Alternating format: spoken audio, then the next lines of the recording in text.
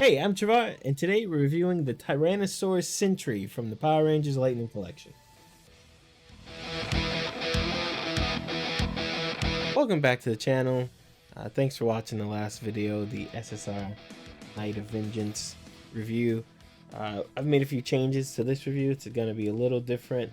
It's going to have an articulation section, I guess, and we will also have a more clear rating system as to what's happening. Something less definitive, but also more definitive. In the left and right sides of the screen, you'll be able to see that going on at some point here. So just pay attention there and let me know what you think of it next time.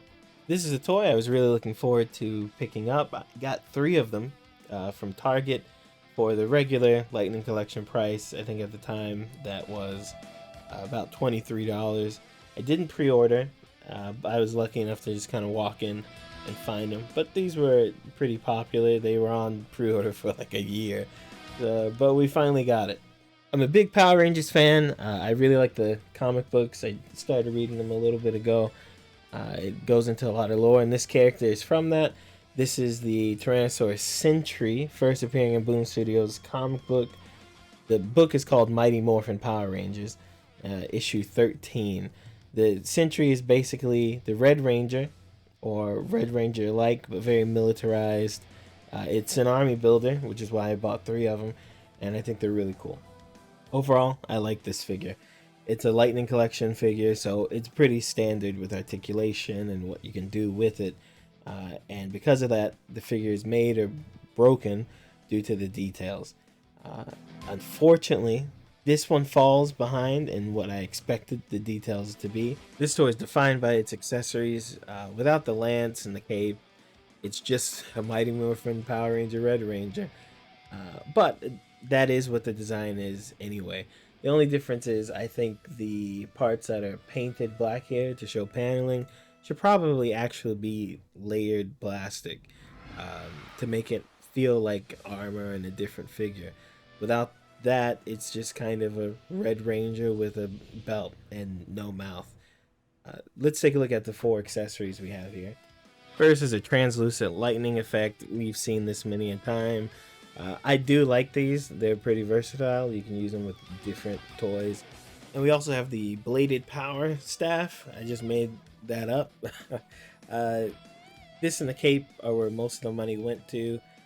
The staff is essentially a staff with 2 power swords at each end. Power sword is held by the Red Ranger, of course. Both blades are painted silver. They look kind of metallic. There's no metallic plastic swirl there because it's just paint. And they're sculpted with the design. You also have the power coins on each side, painted on each side of each side. So that's really cool. The weapon is detailed as you'd want it. It's very nice. And of course we have hands to hold said staff. Lastly, we have the cape. Cape is hard plastic. It's a little flexible, but not very.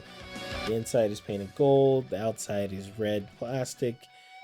It's painted well. It flares at the bottom. The Tyrannosaurus emblem is painted on the left shoulder there.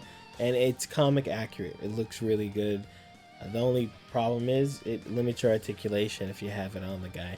There's a little peg in the back that pegs into his back, so it's really easy. It stays on, no problem. I'm not going to ding it for not being a cloth cape. Hasbro doesn't really give us a lot of cloth goods. That's not something we should expect here. I do plan on making my own, though. Now time for the much anticipated, much requested articulation. So we got a close-up here. Go ahead and try these things out. Let's start with the arm. You get 90 degrees. Shouldn't get more, actually. Let's get we have a double elbow. You have a bicep swirl and butterfly. You can see there. Our head goes up. Of course, you can turn to the side all the way around. It's on a ball. But our head goes down this much. Go up. Pretty good as well.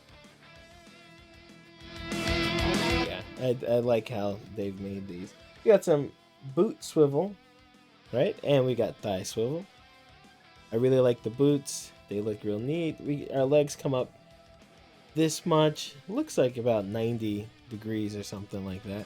Legs don't go back very far though, because he's got some cheeks. We have our double jointed knees right here. Let me try this other leg, get a full both joints there, which is great. These figures are great for your Power Ranger looks, right? That's what you take photos and whatnot for, pose them around. And they're stiff enough, but not too stiff. Mine came out the package really, really nice. We have a diaphragm joint here, goes all the way around, and we have a crunch, ab crunch, where you can get really good bend. He's got a little bulge in the back, but it's not too bad. And we get back very good as well. All right, let's take a look at a few details. So as I said before, it's painted here instead of paneled. I wish it were paneled, but it's fine. At least the paint goes all the way around the back. You see that on the belt as well. The gold and white is painted, and it looks nice. It is good. The boots here are separated, which is really nice. I do wish the back were painted, but I can do that myself. And this helmet actually is a better helmet than the original Red Ranger, and you can see there's no mouth there, but it's good.